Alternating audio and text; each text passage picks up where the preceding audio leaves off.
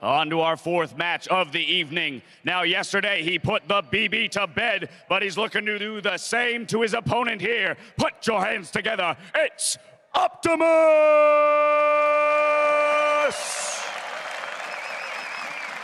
And on the other side of the Howling Abyss, representing Team Ice, well, his bullets, they never miss. It's Uzi!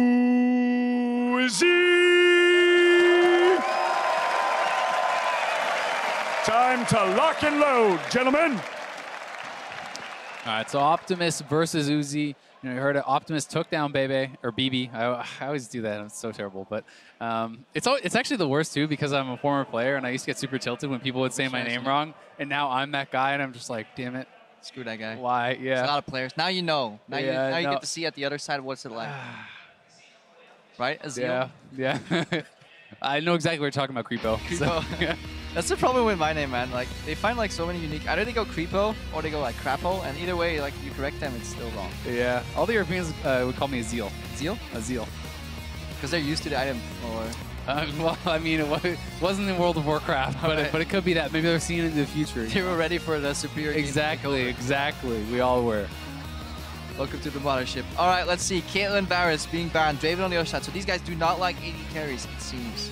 No, definitely not. And I don't think that you want to play an AD carry duel against Uzi. So probably not. It makes a lot of sense that you're going to take him off the table. And he could even leave Lucian up if you wanted. Like, if you have a plan against Lucian, I don't think that Lucian is that dominant, but that's going to be taken off. So this is, in my opinion, probably the fourth strongest in this mode of AD carries. Yeah, it has to be like a LeBlanc ban. I would argue that like Ezreal is just a fine 1v1 champion as well that we really haven't seen. It's a little awkward to build him maybe. Yeah. Because you're so mana-centric, but Azael has one of the highest damages, in my opinion, like level 1, even just straight off the bat. If you can like kind of get around the minion wave somehow, you can really deal really good trades with auto queues. Certainly, and if you do get into all-ins and you do have your passive stack, the extra attack speed that you give is something that can be underestimated a lot of the time. People aren't always kind of taking that in consideration, but all AD carry bans, LeBlanc, like you said, is on the table. If you're playing Nasus, versus Uzi blind, I think you should go for the LeBlanc. The counter would actually be like a Nasus who perform. I think Nasus, you build tanky, like you build MR and stuff, a couple Dorans, then you just build a cowl or whatever, you can farm it out. That could be quite effective against the LeBlanc, but LeBlanc actually has so much damage, and with the chains, you can kind of lock down even some of these tanks and eventually take them out. Especially against a champion with a slower kind of gap closer animation. Like, Arcane Shift is very like loaded on the front side. I feel like you can always connect a chain. It's not large enough for you to get out of chain range either, so in that sense, it is a good matchup. Jayce. But Quinn. we won't see it at the end of the show. So we have seen Quinn before. We did see Quinn once. I believe it was actually, who was it? Who played it? I totally did not cast all these 1v1s, and should definitely not know this. I'm totally spacing out right now. It was Mad Life. I'm pretty sure Mad Life actually did play the Quinn, and we did see Bjergsen obviously play Jayce. Jayce is definitely very strong in the 1v1s. Quinn's all in, though, cannot be underestimated. And this champion, with the Harrier procs, I believe it is, are so much damage. The problem is that Quinn doesn't get usually the problem is that Quinn doesn't get value from her ulti as much. Yeah. The same thing kind of can be said from Jayce. They have really interesting trading patterns. Jayce is good in 1v1s if he can hit both the range creeps with a Q or an empowered Q and the enemy champion, and then can speed up through his own gate, walk up, triple shot in the face, switch forms, and hammer time. That is kind of what he wants to do. But it is hard against a good Quinn playing around with that vault. Yeah, certainly. You can actually vault the Jayce Q, I believe, and stop that. Yep. So that is something that's a really unique interaction. And if you do try to go aggressive as Quinn and you try to use the vault to refresh the Harrier proc and get the extra damage, then the Jayce can Q onto you free, basically. And it's kind of, there's a back and forth there. Yeah, I wonder if damage... Jayce E? Well, the Jayce E can knock her out of it for sure, but she'll still bounce back far enough. But I wonder if the damage actually still sticks on the Q. It used to be like super flashable, but I somehow feel that even if the Quinn gets the kind of the leap off to dodge the Q landing, she'll still take a significant amount of damage. Yeah, I'm not super sure about that interaction, but either way, it is pretty interesting because you spoke about the Shock Blast, right? You spoke about hitting the back range minions and everything, and Quinn, it's kind of similar that you're dealing with, right? The Quinn Q you can push, you can hit the range minions with that as well. And you also have to, both champions want to keep minions in between them and the other champion, but not get too close to those minions to get splashed by the abilities. Yeah, and you spoke about this kind of hybrid AD style last game where yes, you are an AD carry that can go all in, but you're focusing more on sustaining, become a bit of a bruiser. Uzi's doing something similar. Very heavy on mana regen, 1.7 in total. He has a lifesteal Quinn as well built in, and he is running 18-0-12. 12 points in resolve, really going for a more sustained approach here. Yeah, I think this is really smart, and it'll be interesting to see if he is even going to go like one step past that to do what Levy did and kind of start building some armor and that kind of thing. And if we contrast that to Optimus, he is definitely much more around the kind of all-in aspect. He's running 7.5% CDR. So basically what he wants to do is get a good trade and go back in again and kind of outpace the cooldowns from Uzi. But that generally means stylistically that Uzi's approach is safer for basically a 1v1 holistically. Yeah, I would think so. I think going for a CDR is pretty risky. It's something where you have to constantly get those trades. You kind of have to constantly do it, and your opponent can play around that and back off. Yeah, we see that in the Masters as well. Yes, both of these guys are running Warlords, but there are 12 points in Cunning. Yeah. That's the middle tree for people that actually don't know what they're called, which is basically the all-in aspect, you know, where you run things like the Green Father's Gift or Merciless, which basically gives you much more execute damage. Yeah, and even I believe it's Assassin Mastery, which is the extra damage. So he has the Ignite too. So everything speaks about the fact that he wants to all in. But the problem with that is it becomes pretty choreographed. When you see your opponent is running CDR, if you click on them, you see that kind of thing. You see that, you know, he is running Green Father's Grace, all this. You just know that you have to play a bit more defensively. And then stylistically, how do you beat that? Well, you just pressure him and you get some allies, right? And those allies are the minions. And because as Uzi, you can have more liberties when you're pushing. You can take some damage, sustain it back up, whereas Optimus, he really wants to hold himself for that one big moment. Pretty poor Q in there from Optimus, honestly, allowing Uzi to bounce back. Uzi, all he needs to do is keep his range and avoid the EQ combos around level 5. Exactly. Uzi has more sustain, he has the defensive trees, he has the lifesteal and the mana regen in the masteries, and he is honestly, in my opinion, a much easier win condition than his opponent, and it's kind of the same sort of thing that we saw Levy force his opponent into, where Optimus is eventually probably going to come to the realization where it's like, crap, I have to all in, don't I? Oops, I didn't do. Strong trade here in between from Uzi. Gets the CS advantage, sees a way in. Optimus, even though these styles are like nuances, these are still champions with a lot of high base damages, so that in itself is honestly the first layer of decision making. Can I hit this guy in the face? Yes, then go for it. And we've seen a continuous minion advantage here from Uzi.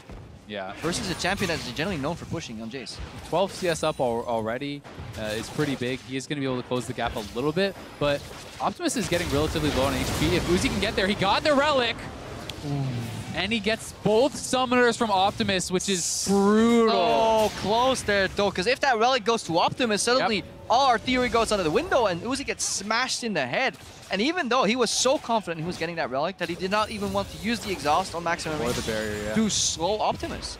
Yeah, and that's the fact is, it wasn't even really that close because he still has both the summoners. He did get a little bit low on HP, but now he bases. He's going to have a much better buy, I would assume here. We'll see what he decides to spend all his gold on. So it's going to be pretty aggressive. Not going to go for the cloth armor route. I actually think that after you could argue with it. Yeah, I think that when you're already this far ahead, your opponent has already kind of blown his summoners and stuff. You can definitely afford to go for those more defensive routes. Yeah, unless you're Uzi and you just feel so confident in like knowing the damage range that you can optimize your style. This is probably like a higher yield, but lower variance if you go for the sword. Yes, you get screwed if you mess up, but if you keep the push going, then obviously you can lock this Jayce on a turret, and he has nothing else to do. And the fact of the matter is, when you're 2 summoners to 0, Uzi might just want to kill this guy, right? Like, people, yes, winning on CS is super legit, but you'd rather kill the guy, I mean, right? in front of the crowd has definitely shown us what they think about somebody who plays for CS. The crowd wants blood.